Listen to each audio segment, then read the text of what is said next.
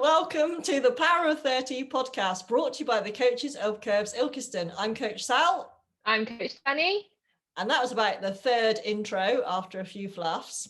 And the keen-eyed of you that are watching us on YouTube will notice that Dannii and I are in different locations today. Yeah. So we're trying to Zoom to record this. So we'll see how this goes today, because we cannot be in the same room together. Nope. Due to isolation rules. I nearly said insulation rules then, so that's an excellent start to. Yep. Well, it links with the topic. Okay, it does. Maybe that's why, because I'm looking at my notes.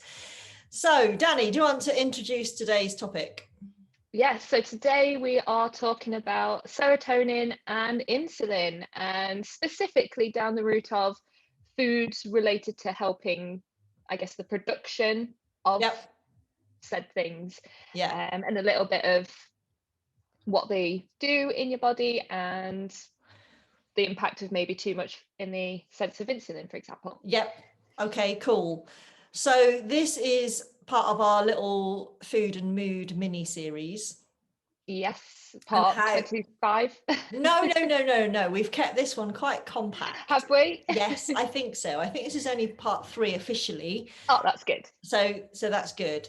So we were speaking about how basically what you eat can really make a difference to how you feel about yourself. And we're not talking about the traditional kind of comfort eating that everybody's really familiar with and kind of celebrations with food and stuff like that. We're talking about this from a health and well-being perspective.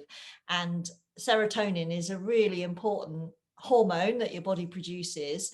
And there are foods that can really help with that, aren't there? Yeah. So, and we need to know these foods. You've got a list, have you? I have a list. I'm going to check how many they are. 7. Okay. It's always like a magic 7, isn't it? Well, it's probably not an exhaustive list. No. By any means, but these are kind of the main places. And so if you can work these into your diet. So when we or anybody does these recommendations on how to improve things, you don't have to eat this stuff like 8 times a day, do you? No.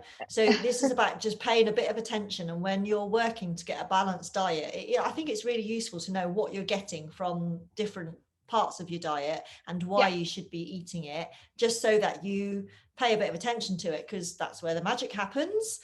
So there's seven foods that we can look at. It's also good to have a bit of choice, because you might not want to eat or like all of these 7. Or it might be not part of your sort of diet. For example, vegan, vegetarian, etc. Or allergies or intolerances or whatever. So we've got 7 foods on our list that are key to improving your serotonin levels. Yep. Go for it. So number 1, let's get straight in there. Salmon. Woo. Woohoo. So why? It's rich in a source of tryptophan. I can say that word still, which is important for producing serotonin. So tryptophan is key, really, isn't it? It's tryptophan that is in all of these foods. Yes. So the foods don't contain serotonin. The foods contain tryptophan, which helps your body to produce serotonin. The serotonin, and it also obviously, as I will mention momentarily, explains some of the other benefits you'll get from these foods. So so the tryptophan in salmon is obviously going to help increase the serotonin levels, but the salmon also has high levels of the omega-3 fatty acids, which are beneficial for skin, heart and bones. And there's also vitamin D, which is also part of having healthy bones, and again to aid in the production of serotonin. Yeah, vitamin D is super important. Yeah, we get it from the sunshine. Yep. I mean, not so much in the UK, but us poor folk that live in the northern hemisphere are a little bit deprived of natural sunlight enough to produce vitamin D, so it's quite good where you can get it in your diet. Yes. Okay. And so, healthy fats also very important particularly for mood and energy levels. Yes. And believe it or not, there are such things as healthy fats. For a lot of people that might scream and cower at the word fat, I don't know, but there are good ones that we need. So your body really does need them. Okay, cool. So salmon's first on the list. Yep. And next, number 2 is nuts and seeds. Ooh, now we're in our land now. Yes. Dannii and I are nut and seed fans. Yeah, especially nuts. I love nuts. So again, natural sources of the tryptophan. And the thing about a lot of these is it's just natural sources, which I think is very important. Yes. Protein as well. Yeah. So all good. And as it says in my notes, it's an adequate salmon replacement if you don't do salmon. Cool. That's good to know. Does it say is all seeds and all nuts? It doesn't specify particular ones, so I would get a nice variety. Yeah. And some people with nut intolerances are okay with seeds, so this is really good news for them. Definitely. It does say specifically almost any variety of nuts or seeds is a great choice. I just found my knee on the table. Sorry, that's why I was pulling faces, and if there's a big bang on the recording, it was me. Sorry. Honestly. And many whole grain breads as well. So if you don't specifically like to have seeds, you can go for a lot of whole grains. Yes. So searching in the supermarket for bread that's got the whole grains in it, and all you've got to do is don't always believe what's on the front. Flip the packet over. So the very first ingredient, for those of you that don't know, ingredients are listed by what's most of first. And if you flip the packet over and you want the first ingredient to begin with the word whole, so whole grain, whole wheat, something like that. Yeah. And then these breads often contain the seeds and the nuts if you pick the ones that contain the seeds and the nuts. And then if you don't like to sit and eat, then at least when you have your toast in the morning, say, or your sandwiches at lunchtime, you know that you're getting just that little bit extra with extra fiber, and you're getting the tryptophan in the seeds and the nuts, which is awesome. Yeah. Because I think it's good to have that sort of option without, like you say, having to necessarily reach for the specific food. But when it's hidden in something else, a lot of people do tolerate that a lot better. Can do, yeah, definitely. Yeah. So you just have to look and search and see what's in your food. So that's number 2. Okay. Ready for number 3? Go for it. So turkey and poultry. Oh, so okay. Not our realm, but for other people. Yes. So again, full of tryptophan and the sources of protein. So yeah, just really good for that. It's not much more. Not much more we can say. No. Cool. Just turkey and poultry. Yeah. So this is really just to say a little bit on this. This is really about the white meats, isn't it? And not as opposed to, because although tryptophan is an amino acid, so it's found in anywhere where you're getting protein, really. But lots of people are trying to reduce the red meat in their diet. So this is in terms of understanding which proteins and sources of proteins are good for your health, then this is about the kind of the white meat in inverted commas, isn't it? Yeah. So something else to reach for that. Then I guess if you're a meat eater, it's not too drastic of a change.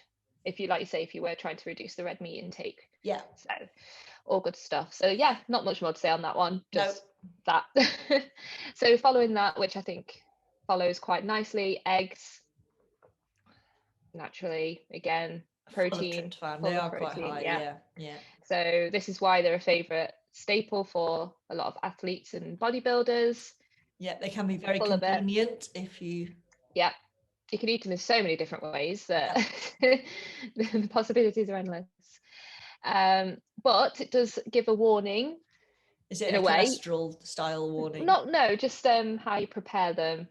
Oh, okay. Have an impact as well. So obviously to get the full benefit, boiled and poached, or scrambled without like oils and fats. So does that actually change the tryptophan levels, or is that just a healthy option? I think that's just a healthier sort of thing that my notes are highlighting. So I mean, it makes sense.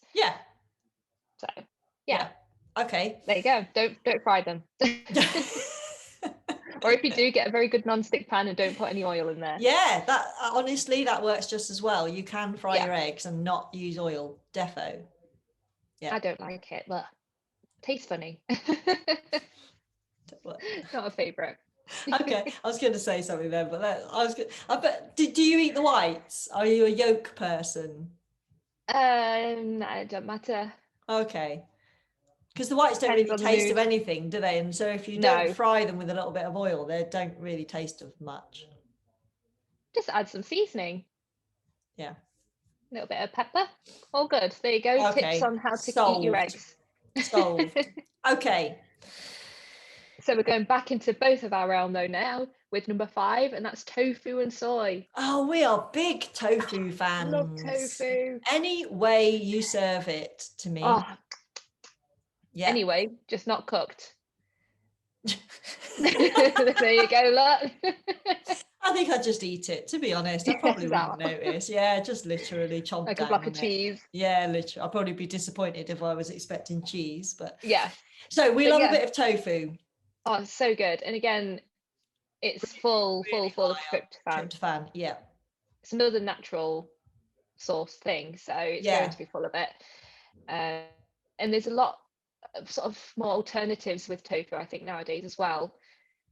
For example, like there's already tofu that's in a flavoring and things like that if people don't know what to do with it. Yeah, and I think this is really valid because it is a little bit of a weird substance, and it actually doesn't have any flavor. Its greatest talent is it takes on any flavor that you put with it. So we're gonna champion the tofu a little bit.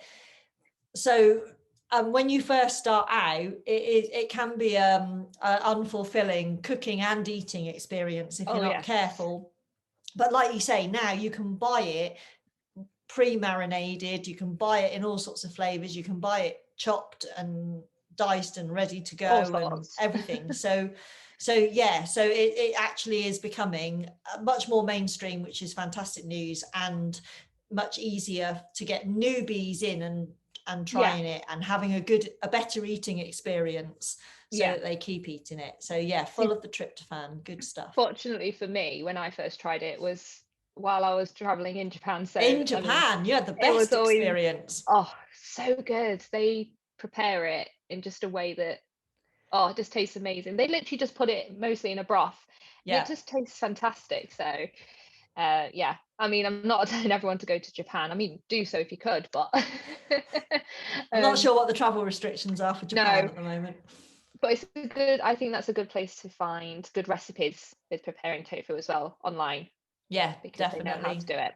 Yeah. So and again, it's a great alternative for vegans and vegetarians, or those that just want to eat less meat. Yeah, so it's good for reducing fat in the diet if you miss that kind of stuff. If you want to be making, I don't know, curries and things like that, then it can be a really good, or stir fries, it can be a really good substitute. Rather than feeling there's something missing in your meal, if you are reducing on the red meat or the saturated fats or whatever, then it's incredibly versatile. It could be anything, even fish and chips. It can be it can even be cheesecake. It can even be pudding. Tofu can Are we selling everyone? I hope so. Oh, okay. That was a long one, but we just love tofu. Tofu fans. So number 6, milk and cheese. Okay. So again, it's back to the tryptophan. I'm just going to keep repeating it. And it also highlights being rich in calcium for bones and teeth. Okay. And then trying to pick options that maybe are low in fat, but do be careful with a lot of those as well that say they're low in fat, because it's like what else they may be putting in there, but there are lower fat options. But as I say, do read your labels to make sure that they are. But so milk and cheese. Okay. And again, versatile. Yes. All over, different ways. Yeah, easy to work into the diet.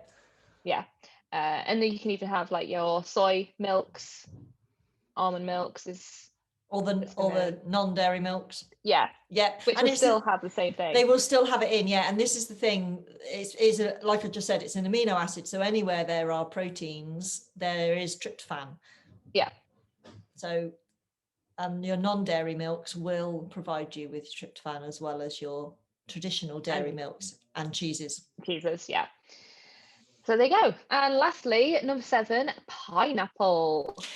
And this is my most exciting and favourite one, because it's suddenly we're tripping down this list of both animal and plant-based proteins, aren't we? And and like the fairly obvious ones, if you like, if you said to somebody you want an amino acid from a protein, then all of a sudden from the far side, pineapple slips in on the list. Well, pineapple is a funny one for me though. You're not a big fan?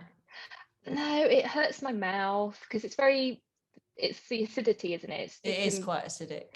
But it's like a lot of fruits that it depends on what stage of ripeness it's at, I guess. It does. And also I do think sometimes you're a bit committed with a pineapple.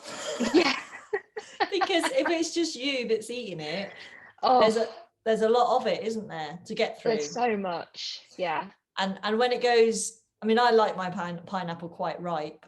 Yeah. But it does have that bit of a tang when it starts to maybe go over ripe. But this is what we've said before about different foods, isn't it? Particularly fruits and vegetables, is try them at different ripenesses if you're not that keen. Or just share. So because you and I share fruits sometimes, don't we? If we've got a glut of something. So if it is just you and you are buying a whole pineapple, find a friend to share your pineapple with. Box it up and send it off. Yeah, do it. But I'm excited to have pineapple on this list, because I mean that's just like a happy fruit, isn't it? That's a happy fruit. It's a happy sunshiny fruit. Yeah, you can't look at a pineapple and feel sad. No, I mean, it looks crazy in itself. Yes! So fun. But I've also got a note that says that pineapple is also full of bromelain. Bromelain. There we are. Yeah. Which is another fantastic source of protein that everyone should consume regularly for the anti-inflammatory properties. Very good. So just a win-win with pineapple. Yes, get your pineapple in. Okay, so let's just have a little recap on the tryptophan thing then. So tryptophan does two things. So it boosts our mood because it increases serotonin, but it also increases melatonin, which improves our sleep. So this is a bit of a double whammy. This makes tryptophan quite critical, because the other thing is, if you sleep well, you will be in a better mood. Duh. How many people wake up and go, I didn't sleep very well, and they're just in such a grouchy mood? So tryptophan is pretty essential, hence it's an essential amino acid, used by the body to produce the serotonin. Now, serotonin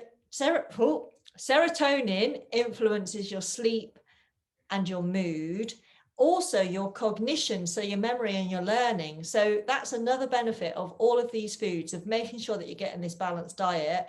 And then the melatonin, again, it's your sleep wake cycle. Huh. Yes, so easy to say. Not. And just an interesting aside on the tryptophan, and about its kind of influence on your mood. And so I'm going to kind of take that a step further and talk about how it helps you deal with stress. I read about this one study where they exposed 15 healthy adults to a stressful environment twice. So one, they had normal tryptophan blood levels, and then the second time they had low levels of tryptophan. And the researchers found that the anxiety and the tension and the feelings of nervousness were much higher when they had low tryptophan levels. So we're not just talking about improving our mood and kind of being happy kind of way. This is about being able to deal with stress, about less anxiety in our lives, less anxiousness in our lives. And it's quite interesting that you bring up bromelain being an anti-inflammatory, because stress brings about an inflammatory response in the body, and that puts us at risk of all sorts of preventable diseases. So there's kind of a connection there with the tryptophan as well. All these things, these amino acids, work together on quite a subtle level on the things that happen in our bodies. Yeah. And how we can maintain our kind of health and well-being. And I know tryptophan has been blamed for wanting a snooze after Christmas dinner, hasn't it? Because it boosts sleep, but that's not quite how tryptophan works. No. But that is how food That's comas because we work, eat a lot. isn't it, Yeah. Dannii? So that's going to segue us Yeah. nicely into our little insulin conversation. Yeah. So we're getting a bit sciencey on everybody today, but if people can take on board some of this, I think it will make a really big difference to their eating Yeah. habits. So And like you said, I'm sorry, just backtracking slightly. Yeah. When you said about to topple over into the next bit, at Christmas time, holidays, whatever, where you eat a lot, I think knowing that if you don't eat a lot, you can enjoy the rest of that day without wanting to snooze. Good to know. Good to know.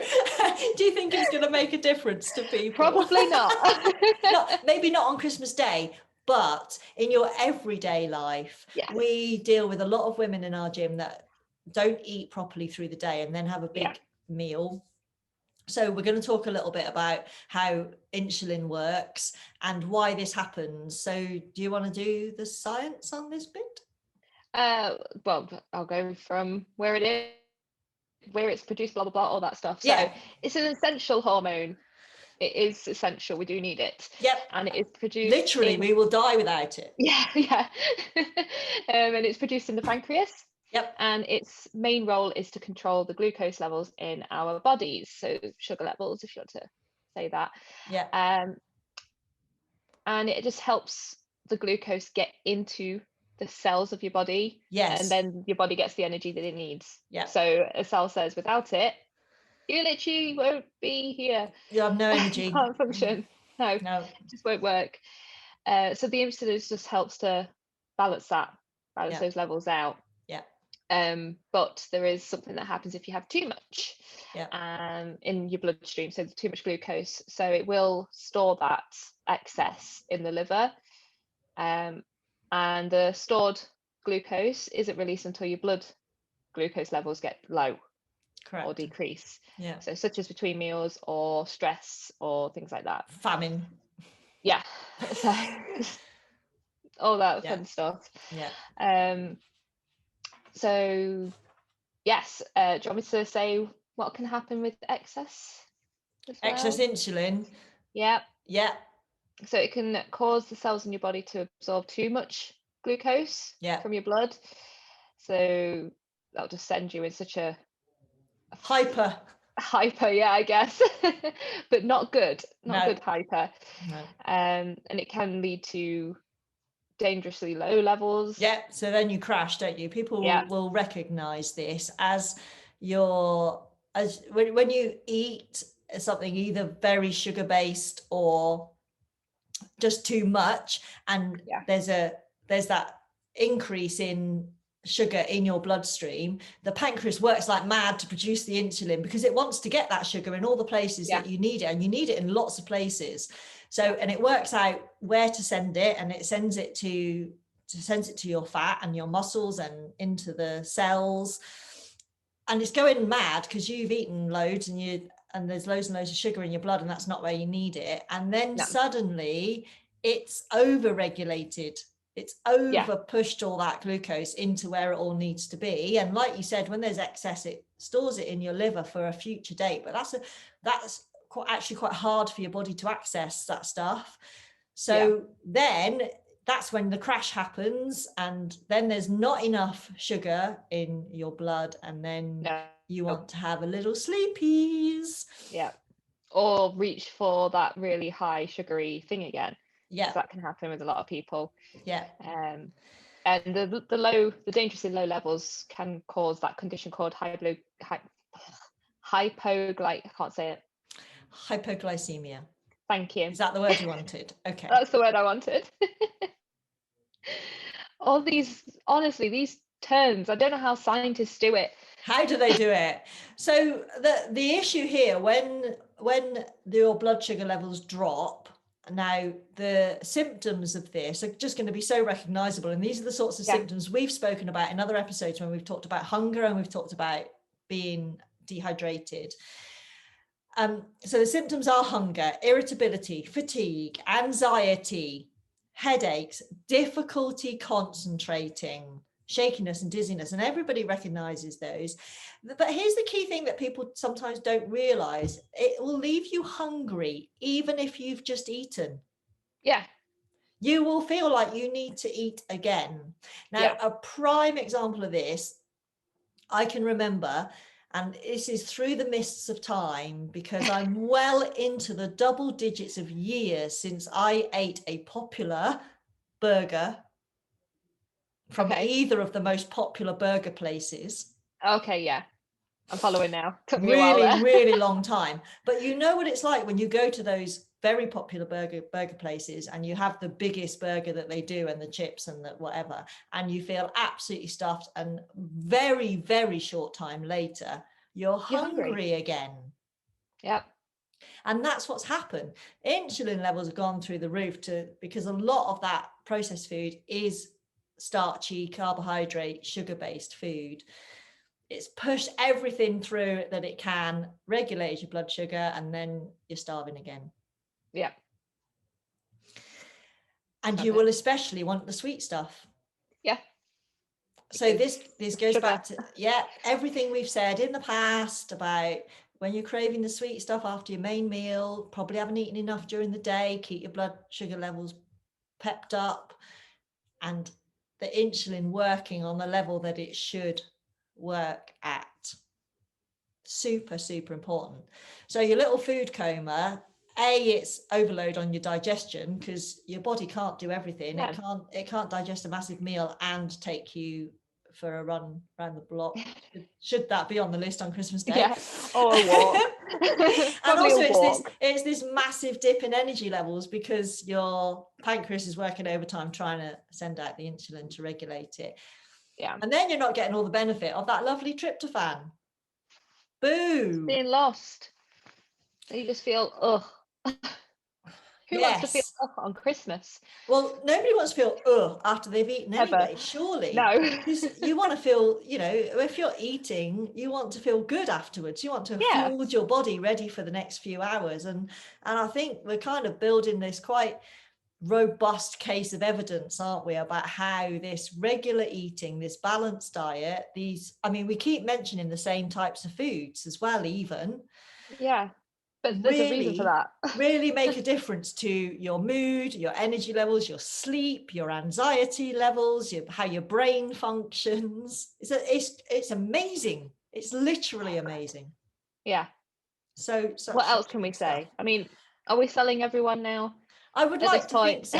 I think maybe, to be fair to most people, they will be getting it. I think putting it into practice, however, that's the hard bit. Yeah. Can be a little bit more challenging, can't it? Because you can get easily overwhelmed.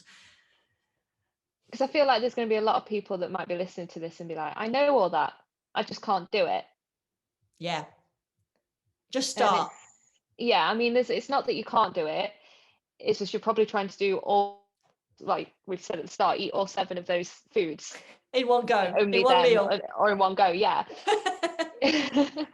So it's about knowing how to start and just start, like you say, one thing at a time. Just add one of those things into so meal a day. Let's give a few examples, because I did my intro and it was the 3rd time, but I skipped the explanation of what the Power of 30 is about. So here's an example. Let's take our love and friend tofu. Yes. Put tofu in your diet, 1 meal a week. Yeah. Tick, 1 box. Just start there. Yeah. Do that for 30 days. Next month, keep that in. Hunt down your whole meal bread with seeds, for example, or have one teaspoon of seeds with your breakfast or as a little snack during the day or something like that. So, and do that for the next 30 days. And this is, even if you could do all of the things in one go, you wouldn't feel better overnight anyway. It takes some time for your body to adjust to what you're giving it. So just do it a little bit at a time, something a little bit manageable that you can sustain. Yeah. Pineapple once a week, maybe not even that. Yeah, maybe you want it more. Maybe you taste it and you're like, oh, got a taste of this. Maybe I want it twice.